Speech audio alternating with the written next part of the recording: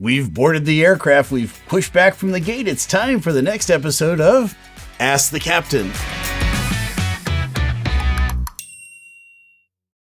Our first question today is from at Tyke7. How effective is simulator training at recreating, the immense stress and unpredictability of real-world emergency, and what do you see as the biggest limitations? The simulators are absolutely amazing. In fact, when I get completely qualified on the airplane, I do so in the simulator. The first time I set foot in the real airplane is with actual passengers on board going from point A to point B. Now, before you run for the hills on that one, I'm aided by an instructor pilot for the first 25 hours. That's how realistic the simulator is. And we practice basically every real world emergency that you can think of. And you get kind of immersed in the simulator. Once you get in there and you get going, you kind of forget that you're not in the real world. And so everything you do, you practice as though it were the real world. You're told that ahead of time. Don't say to the instructor, well, it's just a simulator, or, we're only in the simulator. If you do that, you'll get bounced out of training and you'll have to come back for some more. So the mindset is we're in the real world, and it actually is so realistic that there's hardly any difference between the two.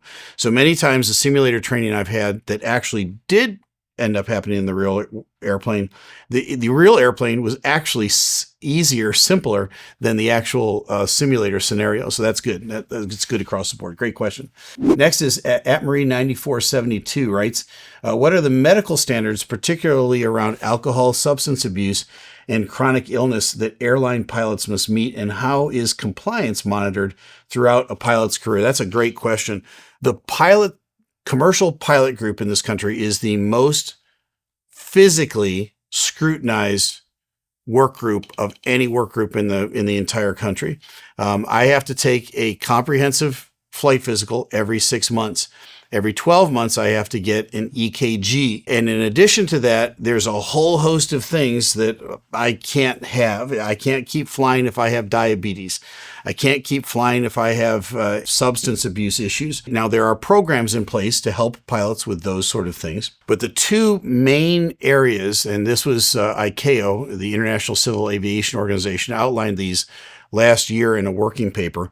They did a study over probably about 50 years looking at the health of pilots. They said the two main areas that pilots have issues with are substance abuse and mental illness. So depression, basically, and, alcohol or drug abuse. Now, there are random drug testing programs. So rest assured, your pilot's not going to show up and fly an airplane because they actually randomly test us. And guys take that very, very seriously. But we're human beings like everybody else. So it's easy to, in your off hours, to develop bad habit patterns. So you're not allowed to fly with any of those things. They're monitored very carefully, and it's very difficult to get your medical back once you've lost it. You've got to go through a bunch of hoops, fill out a lot of paperwork, and it just takes time. They want to monitor you for a very long period of time. So back in the old days where if you got diabetes, basically you were done flying.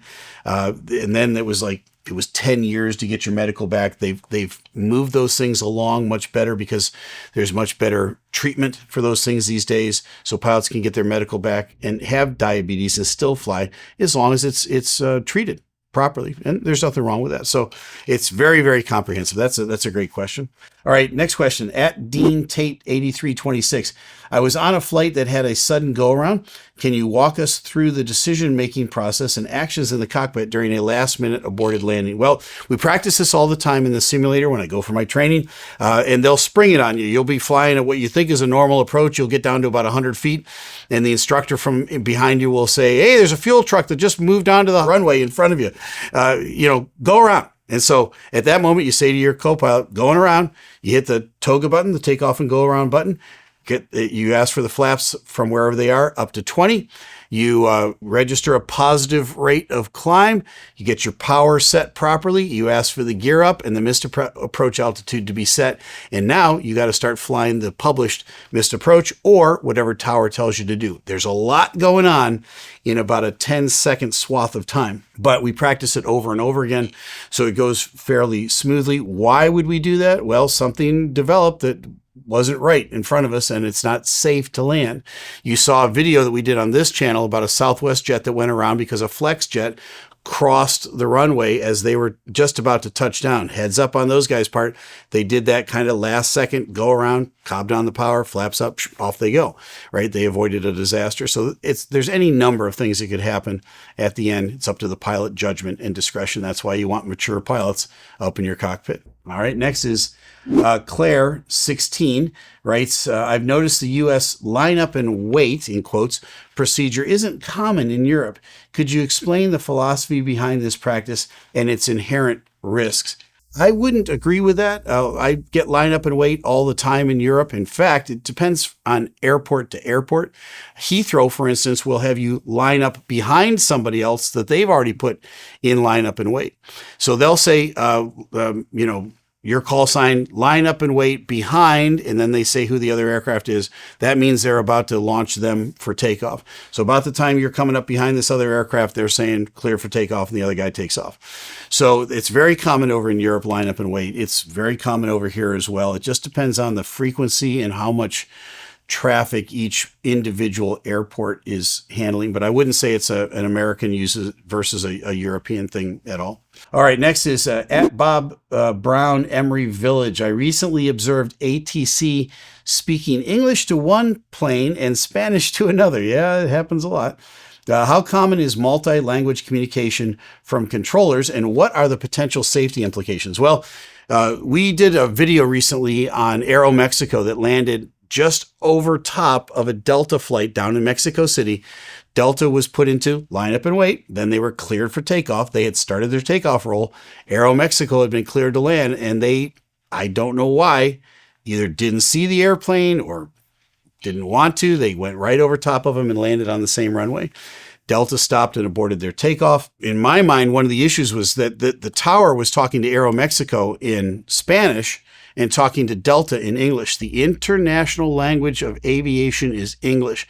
Every pilot, no matter what country they come from, has to pass an English proficiency exam to be able to fly commercially anywhere around the world. So all those airports are supposed to speak in English. They don't. It's common to go to France and hear them talking to Air France in French, to be speaking down in Mexico City to Aeromexico in Spanish. It's very common. The problem is if you're an English speaker and you don't speak those other languages, you have no idea what they've told those other airplanes. There's a lot to be gleaned in terms of safety from listening to the air traffic controller talk to another airplane. You can hear him clearing somebody to land right behind you, which might give you pause to wait a little bit. But if it's in a different language, it's not supposed to be. Everybody's supposed to speak English, but do they? No, they don't. Is it a safety concern? Yes, it is. Should there be something done? ICAO is the one that should speak out on that issue. Have they done so forcefully? Nope. Should they? Yep. There you go. There's your answers. All right, next is at Av 8 or 7. We're always told to keep our seatbelts fastened, but many people don't.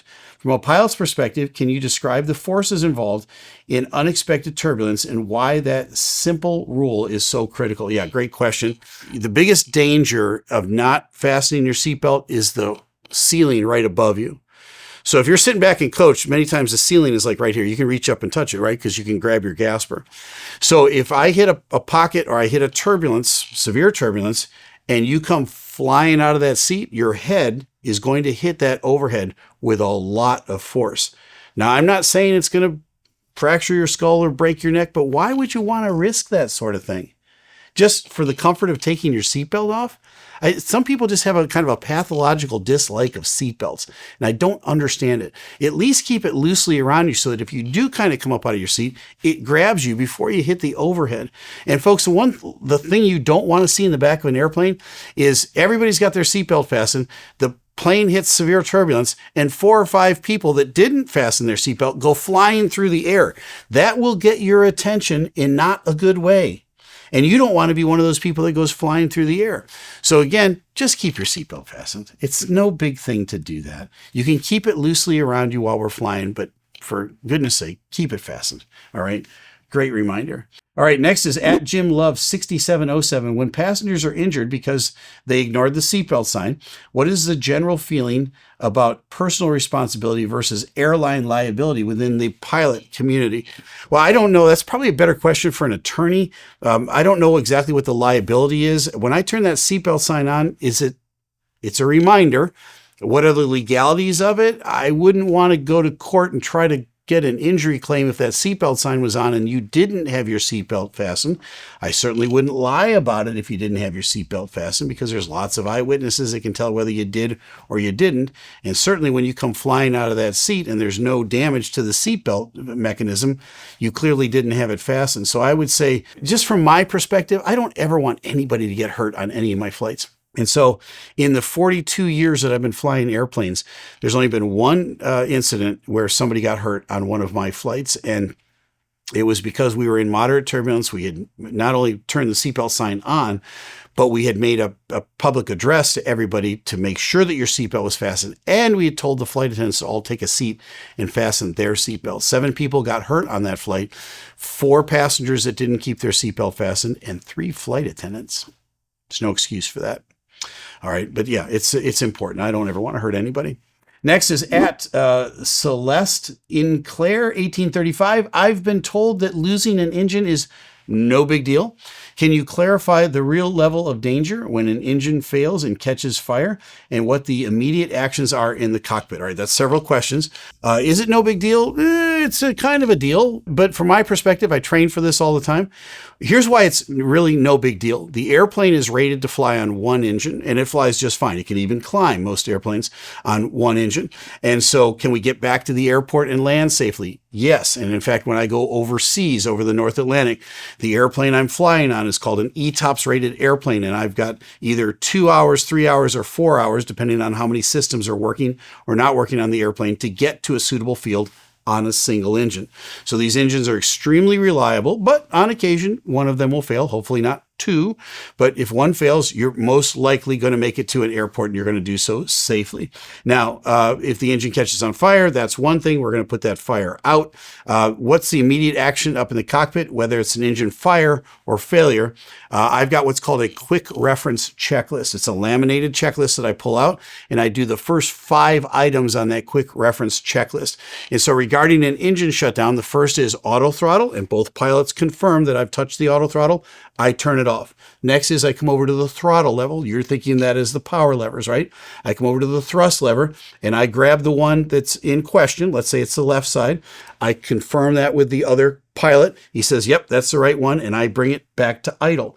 Next is I grab the fuel control switch. You've heard a lot about those in the news, all right? That fuel control switch that's firmly in the run position. I grasp it lightly with both fingers. I look at the other pilot. I say, confirm fuel control switch to cutoff. He says, that's confirmed. He makes sure it's the proper engine. At that point, I pull it up, down, and into the cutoff detent, and then I repeat cutoff. So it's a multi-step process that's always confirmed with the other pilot. I would never, ever, there's no procedure at any airline to grab that fuel control switch and move it to cutoff without the concurrence of the other pilot. Okay? Air India 171 conspiracy theory guys, that's not a procedure. You don't do it that way. You always get confirmation. And then finally, if there's a fire, I grab the fire handle, I point to it with my finger, I say, fire handle, pull. The other pilot says, yep, confirmed. I grab the fire handle, I pull it, and then I rotate it to eject one of the bottles into the fire.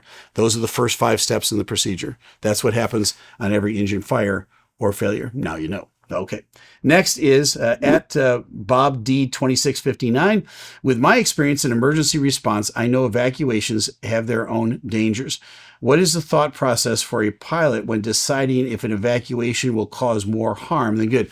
That's actually the decision-making process. Will it cause more harm than good?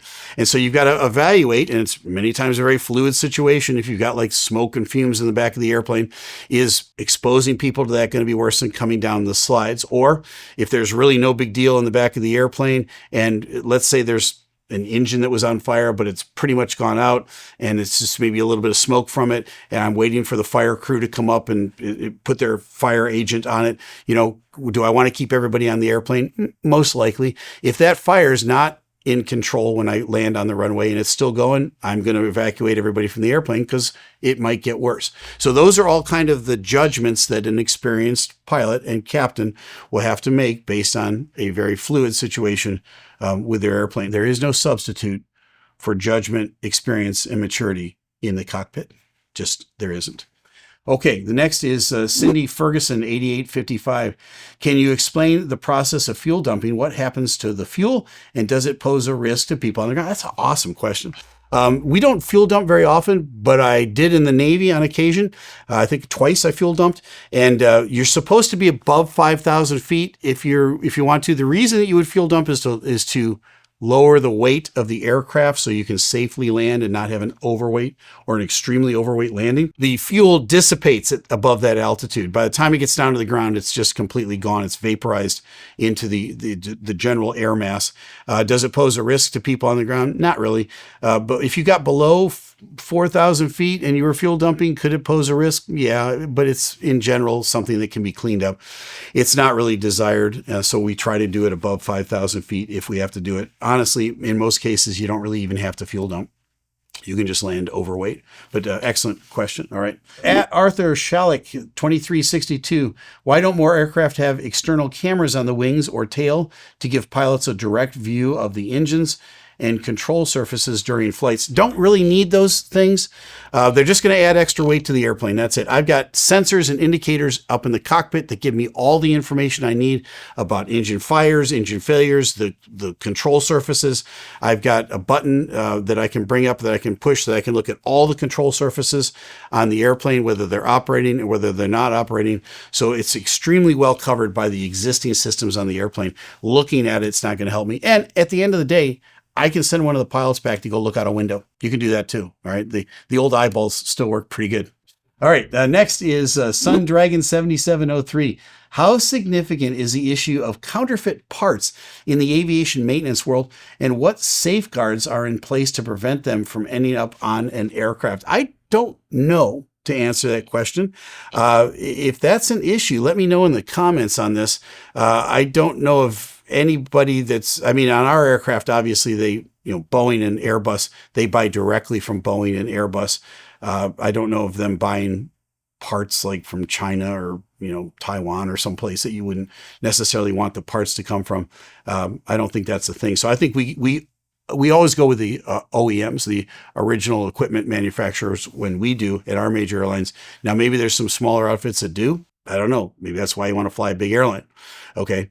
For that sort of safety factor, but that's a good one. Let me hear about it in the comments. All right. Next is in Oko Womble. Well, that's a good one. How did the lessons learned from pilots, controllers, and engineers actually get integrated to create better, safer procedures and systems across the entire aviation industry?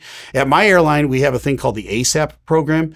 And the ASAP program, it isolates you from prosecution. It creates an environment where people are much more forthcoming with things that they did wrong, so that we can all learn from it.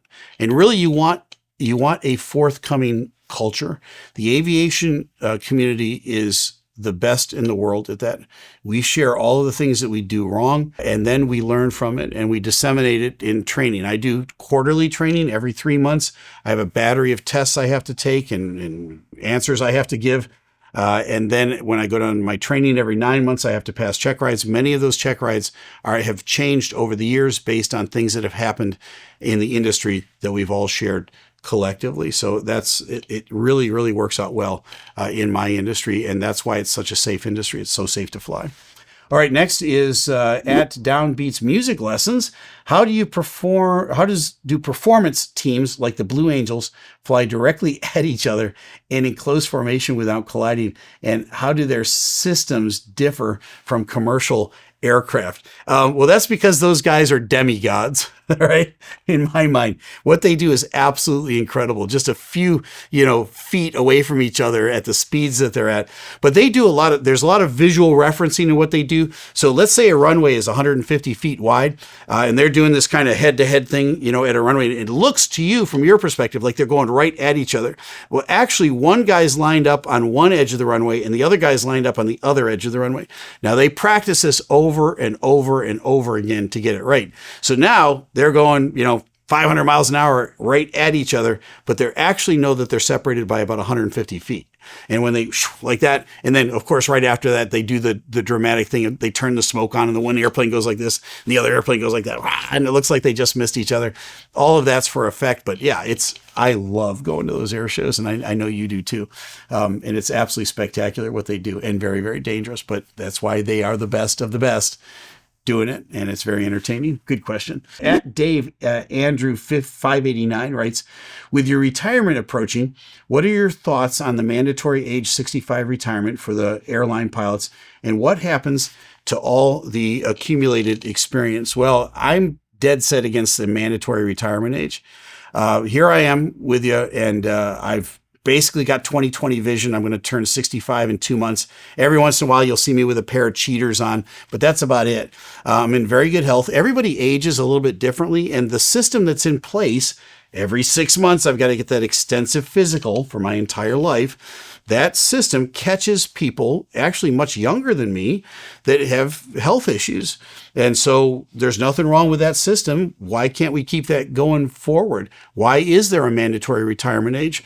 Again, all of that experience, all that accumulated judgment and wisdom goes out the door. One day, you're the captain of the biggest airplane at the biggest airline in the world, and just because you have a birthday the next day, they won't even let you into the airport unless you buy a ticket to fly on that jet. And to me, that just seems wrong on a lot of different levels. And the original pilot retirement age was a handshake deal between a corporate CEO and a head of a government agency, the FAA, because that corporate CEO was upset that his pilots over age 60 were making more money than he was. And so it was just a backroom, good old boy handshake deal. They came up with age 60 out of thin air back in the day. Age 60 was the law until 2007. George Bush signed age 65 into law, and we went from 60 to 65 overnight. And the skies didn't fall. Nothing happened. Could we go farther than 65? Absolutely. Absolutely. But folks, in 2 months, I'm going to be told I'm persona non grata at my airline because there's a law in place. And by the way, it's the only mandatory retirement age for a non-government job on the planet. And it's got to change. It's got to change. All right. Final question. After retiring from the airlines, could an experienced pilot realistically transition to a career as an air traffic controller?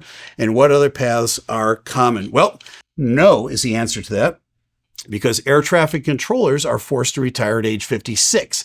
So if I hung around till age 65, I'm well over the air traffic controller age. Now, Secretary Duffy has instituted, my understanding was he said he was going to at least institute a waiver for air traffic controllers that wanted to stay beyond age 56.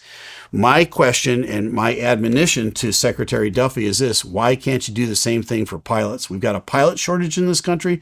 We've got an experience shortage in this country. Many of our major airlines have hired 50% of their pilots in the last 5 years alone. That to me is a big red flag, right? It's not that they're unqualified, but the experience is just not there yet.